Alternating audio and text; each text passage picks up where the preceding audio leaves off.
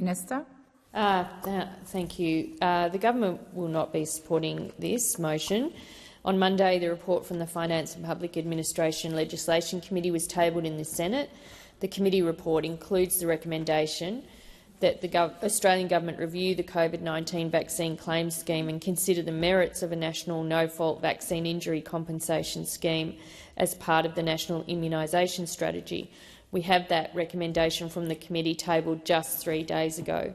This motion before us seeks a referral to the Community Affairs Committee for another inquiry for Senators Rennick and Antic to pursue their agenda regarding the COVID-19 vaccine and the vaccine program.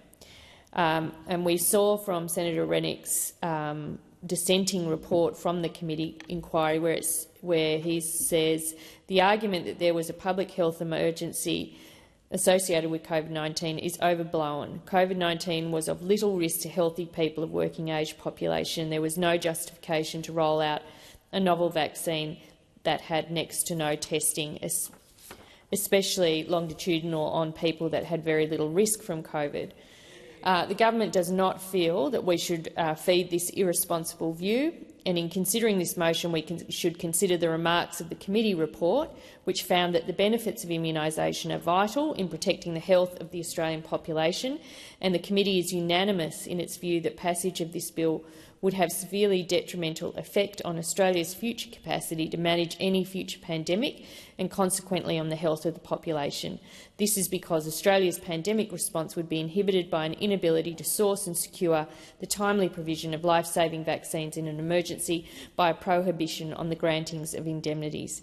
They then go on to say, it is clear to the committee that the granting of an indemnity for legal risk in an emergency does not compromise the efficacy and robustness of the vaccine assurance, monitoring and regulatory processes undertaken by the TGA. The committee considers it incumbent on government to ensure that any vaccine injury claims scheme offers timely, easily accessed and adequate compensation to persons suffering vaccine injury.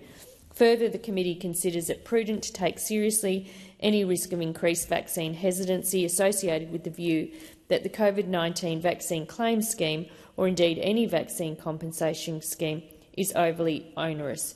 With new strains of COVID-19 continuing to emerge and the COVID-19 vaccine claims scheme scheduled to end on the 30th of September 2024, the committee considers it appropriate to review this scheme and consider the merits of a national no-fault vaccine injury compensation scheme as part of the national immunisation strategy.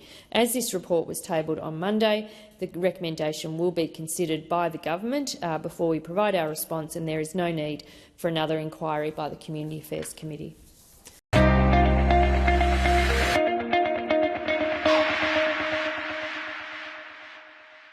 Authorised G. Rennick, LNP Chermside.